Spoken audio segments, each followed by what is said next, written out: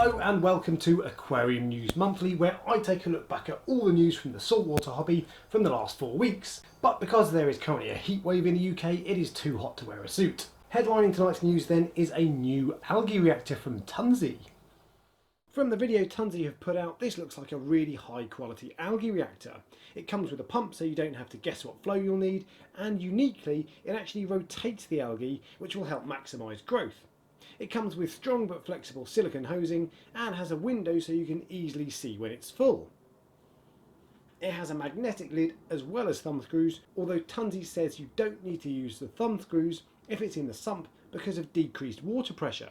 And that, combined with the fact that you can fit your hand into the unit, means maintenance should be really easy, and that is an absolute winner with algae reactors. Being a TonZ product, it's probably fair to assume the light will be awesome and it will be built like a tank. Next up then, and ClearSeal have brought out a fantastic looking drop-off tank.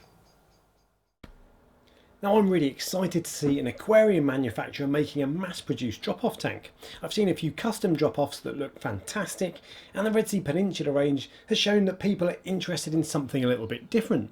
I got the chance to have a look at one of these in the flesh as recently as yesterday, and I think it looks seriously cool. They're 3 foot 4 inches long, 18 inches wide and 2 feet tall.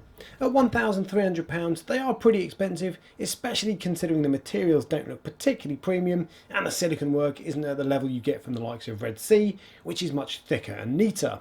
But I absolutely love the idea, and I hope to see loads of these popping up on forums and Facebook groups.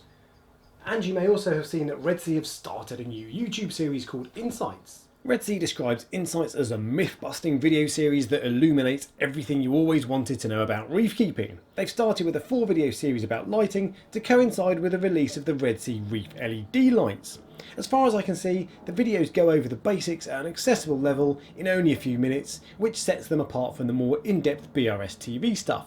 The videos are well put together and presented in an engaging manner. Now of course they're promoting their own products, but the videos come across as advice, not sales, and you'll get something out of them regardless of whether or not you're interested in buying their products.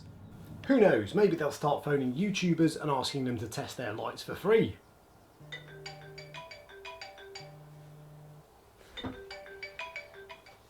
Hello? But I haven't had an accident. Or maybe not. Moving to international news then, and Reefstock Australia is on the horizon. We all know about Reeferpalooza and Macna, but there are some great shows elsewhere in the world that I want to tell you about here on Aquarium News Monthly. Reefstock has been running for 11 years now and is based at the Hilton Hotel at Sydney Airport. It takes place on the 17th and 18th of August and will have all the usual speakers, livestock and new equipment, so you can really geek out. Tickets start at $40 Australian, and I'd love to hear from anyone who's going, so if that's you, let me know in the comments section below. Now of course no edition of Aquarium News Monthly would be complete without news of coral bleaching, and I'm afraid today is no different. A few weeks ago I came across a Facebook page called Coral Reef Watch. It's run by the Oceanic Department of the US government, and this month warned of coral bleaching alerts across the Philippines and in Vietnam. Given this is an aquarium news show, I'm going to talk about the implications for the hobby.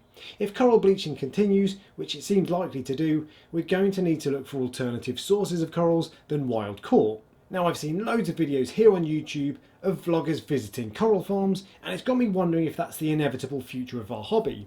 I'm hoping to visit an aquaculture facility myself in the coming weeks, and I'll report back to you on what I find, so subscribe and hit the bell for what should be a fascinating video.